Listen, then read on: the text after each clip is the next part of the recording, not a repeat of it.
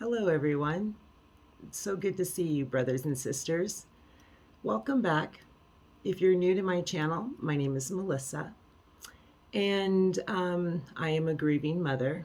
I am in grief, and I make videos about grief and love and loss.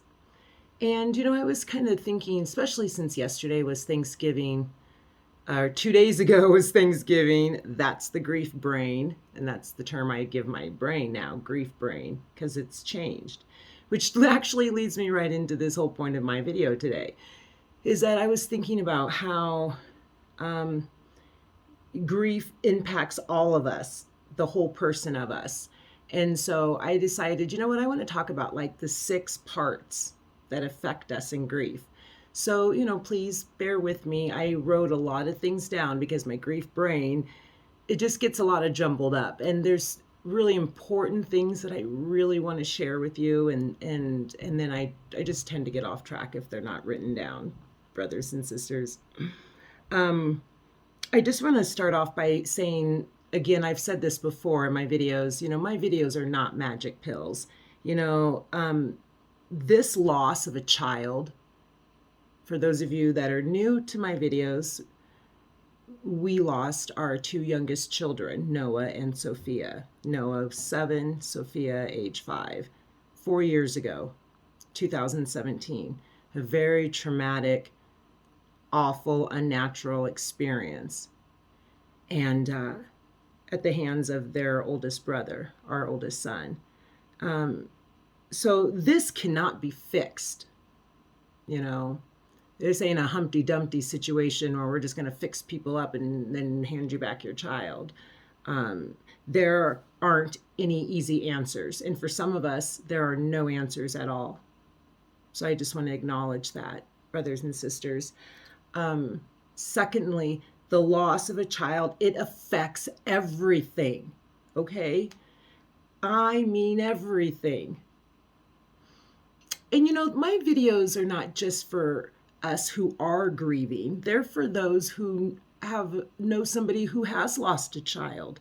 And maybe you just don't even know what are you supposed to say and do, or even besides that, you're just wanting to maybe even a glimpse into their world, a glimpse into what's kind of going on.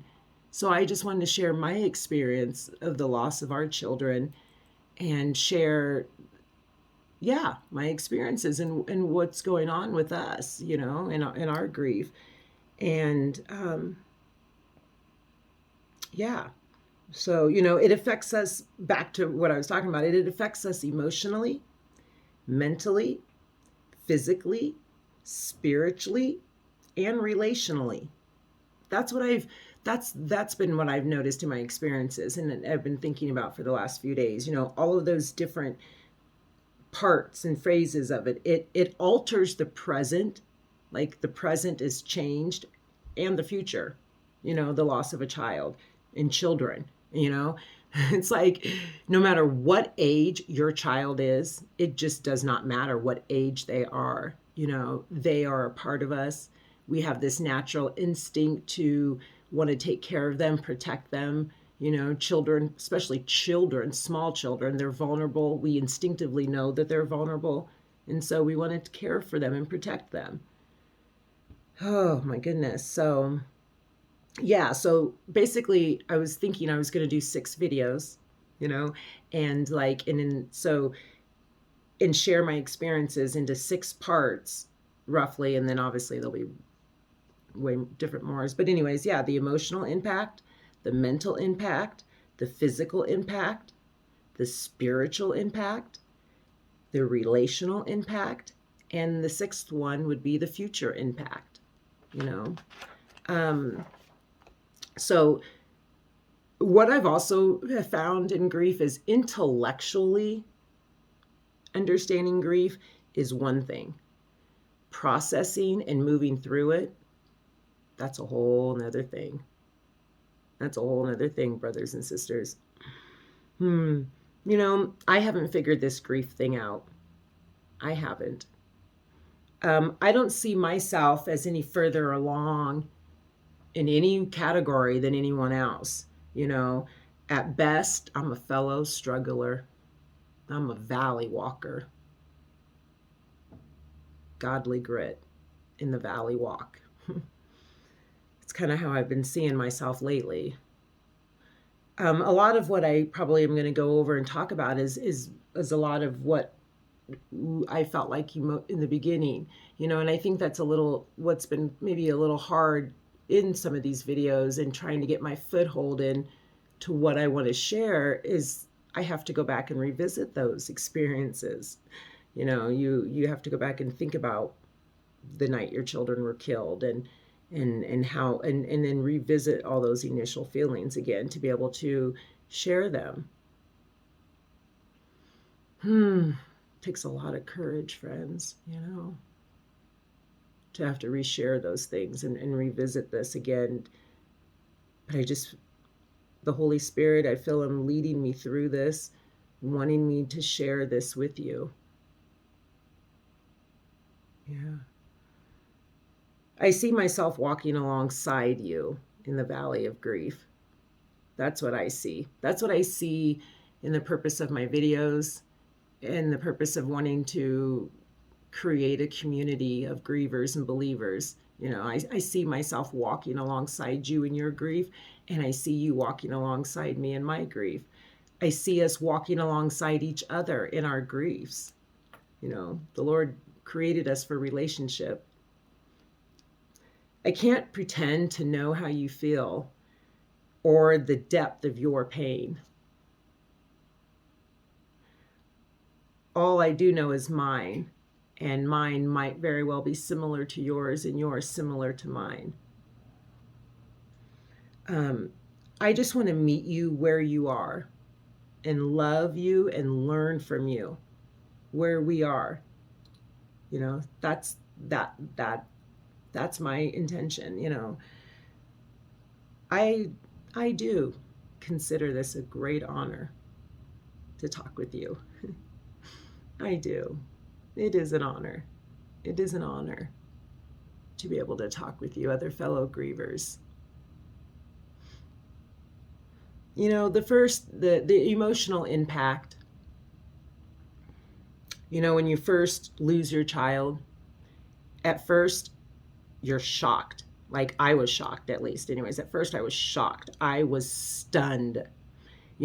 I was emotionally paralyzed. When the doctors came into the room in the hospital to tell me, because I was actually by myself. My husband was in a room. My husband was stabbed in his neck. And praise God, missed all the major arteries. And so my husband was in a patient room by himself. And I was in this private room, and they brought some little hospital person in there to sit with me for a long while we waited. And then I remember my husband's uncle was with them. They had gotten a hold of him. And so he came in the room with a couple doctors. I was shocked. It was just like, that's it. I was stunned and I was shocked to be hearing this news. Nothing is as it was. Everything seemed so surreal. I just kept thinking, this isn't happening. This can't be real. When Noah and Sophia died, I was stunned. And then, of course, you feel all those other feelings like sad, angry, guilty, anxious, fearful, depressed. I'm frustrated and confused. I feel panicky sometimes too. And you definitely feel alone and lost. The only education in grief that any of us ever gets is a crash course. So, with that being said, it's just not a handbook for this, my goodness. And then as I think back about that day in that hospital room, when I think back to them, I can see how shock can be a good thing. I can see that. It acts to shield me from the full onslaught of the reality that I was being told. That reality was awful. And I think looking back, I think otherwise, if that shock had not just came over me and shielded me in the stunness of that, I just think the blow of what I was being told would have instantly killed me. You know, I just think it would have immediately done that. You know, my heart probably just immediately physically just would have stopped. You know, I definitely feel like time stopped when the doctors told me, like somebody pushed the pause button on the universe. You know, everything went still, everything just felt frozen. So sometimes even to go back and think about that day and think about that room in the hospital with them telling me that, it feels, that memory is like really dark. It's like really shaded over, really with a lot of shading all around it. You know, I can't describe the chairs, the room, what was even on the wall. I don't even know what my uncle or my husband's uncle was wearing. You know, I can't even recall the pajamas that I had on that night.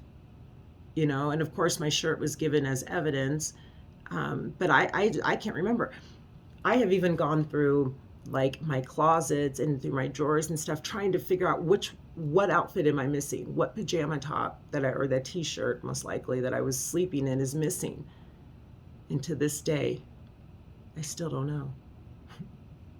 I still don't know to this day. It's like I'd probably have to call them and ask what shirt was in evidence or whatever. But yeah, so, you know, shock is normal.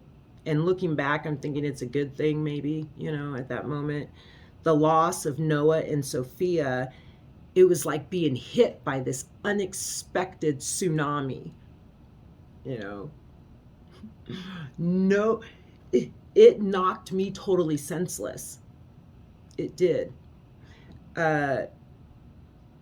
Shock can be momentarily, and then sometimes it can last for days and even months.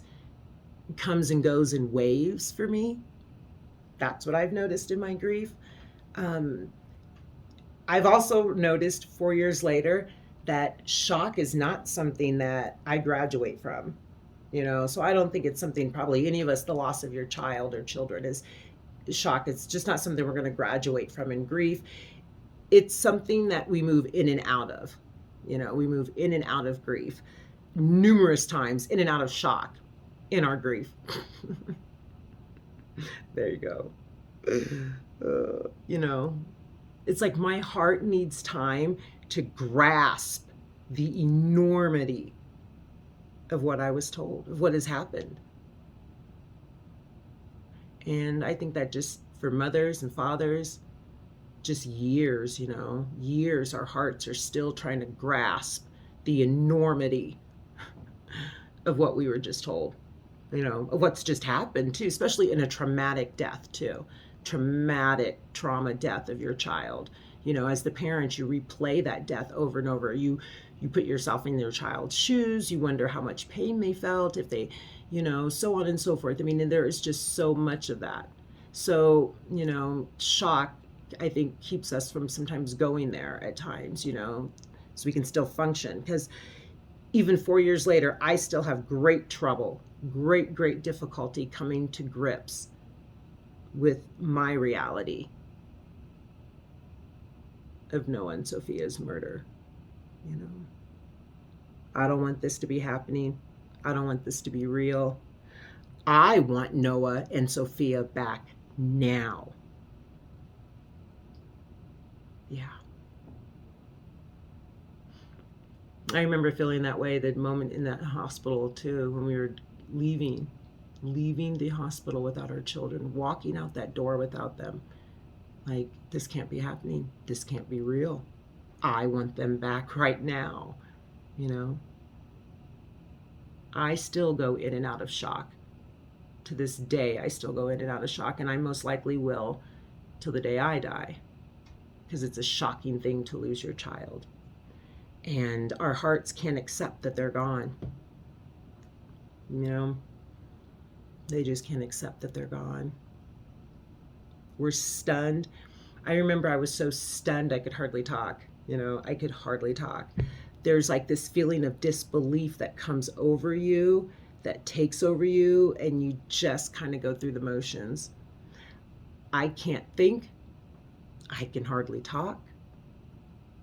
I remember that very first 24 hours, just like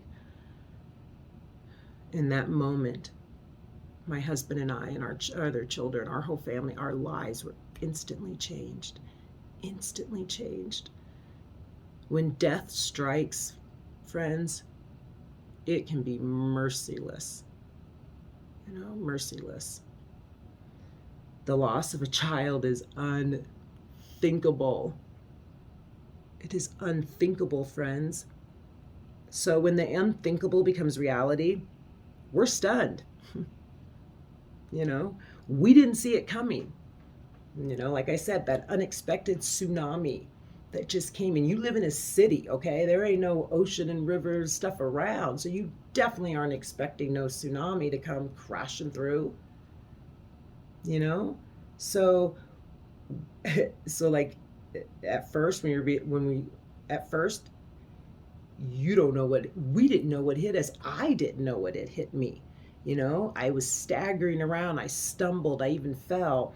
The best that I could hope for, brothers and sisters, is that I could just lie there and be able to still take a breath somehow. That's what it was like for me, like just somehow be able to still take that breath, and I know it's the grace of God, the grace of the Lord, that I was able to still take a breath and then eventually get up off the floor. The magnitude of the hit, it's so great, friends. It's so great that my mind can't begin to process it all, and especially at the beginning, so much of that first year, I just don't really recall a lot of. I just don't. It's like a weird movie, bits and odd pieces, really edited and choppy. My mind just couldn't, and my heart refused to do so. My mind just was having a really hard time processing the loss of our children, and my heart literally just refused to do it. It refused to do so. And the world had just cracked in two. That's how it felt for us.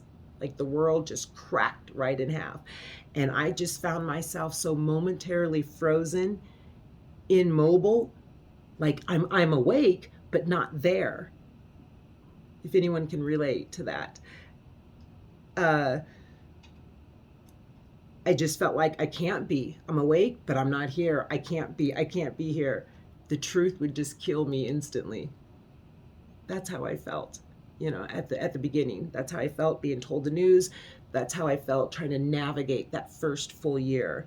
I stare a lot. I blink, I stare, I blink. I stare, I blink. But I can't think. And then sometimes I do a lot of mumbling. I couldn't speak my words clearly. And even today, I still do that. There are periods and moments and hours where I just stare off into space and I just can't think, cannot think. So, call it disbelief, call it denial. I'm stunned, and I should be. I remember I literally could not talk. All I could do was cry. Cry. I did a lot of it, and I still do a lot of it. Tears are much better than words anyways. So another feeling in this emotionalness is the surrealness feeling. In the midst of a world that's moving around, I feel very still. I feel like my world is just come to a screeching halt. And it's weird. Like, this is weird. Like everything is different, but yet it all looks the same. Same grocery store, same gas station, same library, same playground, same school, same bedroom, same house, same car, same, it's all the same. Still looks the same. But it's like living in some kind of alternate universe. That's what it reminds me of. Like living in this alternate universe. Everything feels weird and wrong. everything feels weird and wrong, friends. When our lives are struck by loss, our world changes immediately. And I think that's what's probably very difficult for others to grasp, that this loss, that's not their loss, because each loss is different. Each loss is unique to us, to you. So, and of course we don't experience all these changes at once either. So we go through phases of experiencing these changes. We experience them over days, months, years. I'm still experiencing them and still will until I die. I know I will. um, so everything feels weird and wrong. you know our world is instantly changed. So I was thinking about this is what's also created the disconnect between us and the world at large, us grievers. The disconnect, because everything feels so weird and wrong. And it's really wrong to bury your own children, and extremely unnatural.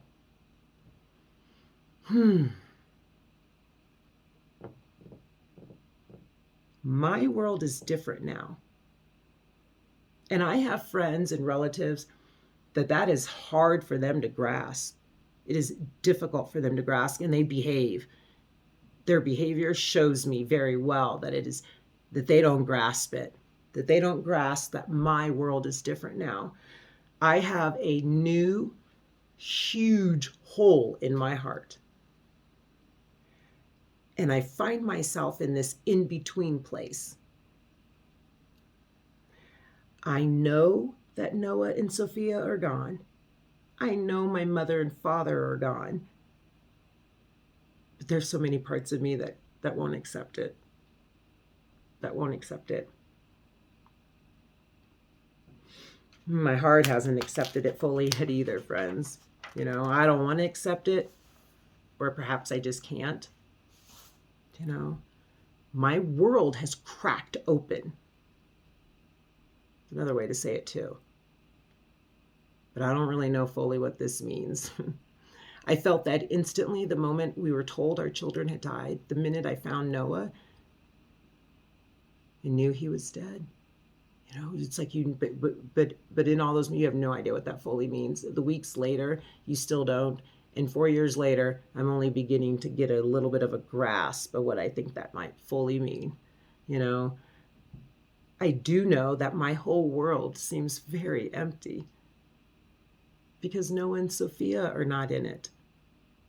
My children are not in it. My mom and dad are not in it.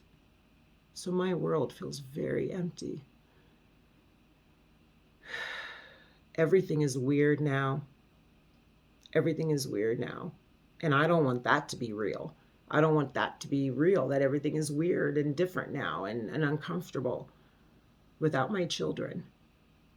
But that's my reality, friends. That's my reality. I wanted to leave you with a few questions.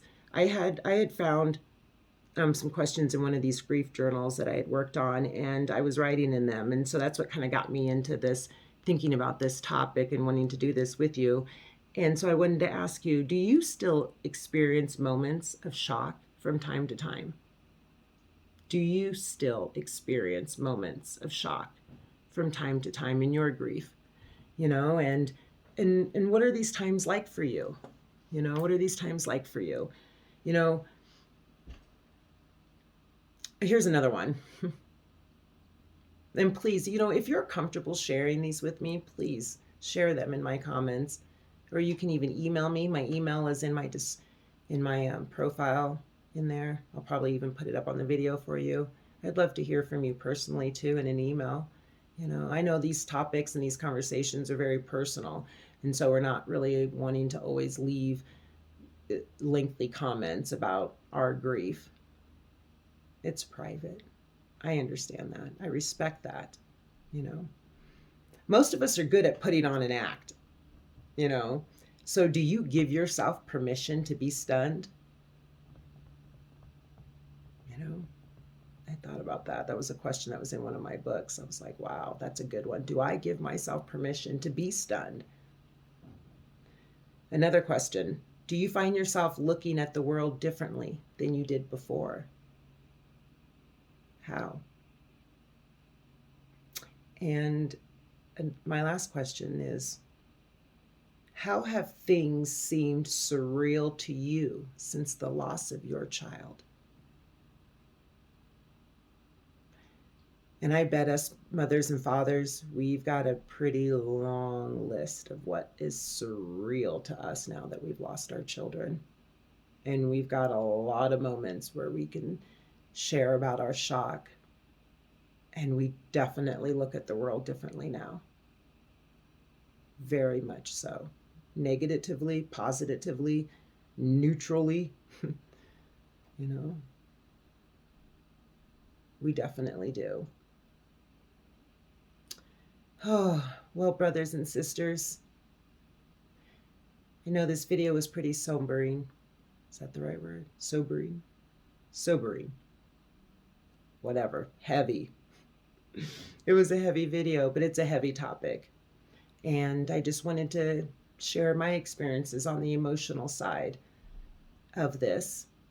And so, you know, like I said, I'm going to do some more of these 6 videos, you know, and my next video we'll talk about the mental impact, and then the physical, and the spiritual, the relational, the future. But I just wanted to share with you some of the emotional pact for you, that I'm shocked, I'm stunned, and I believe that that's extremely normal. Well, God bless you. God bless you, brothers and sisters. Sincerely, I sincerely mean that. And be well. So I will see you next time. Goodbye.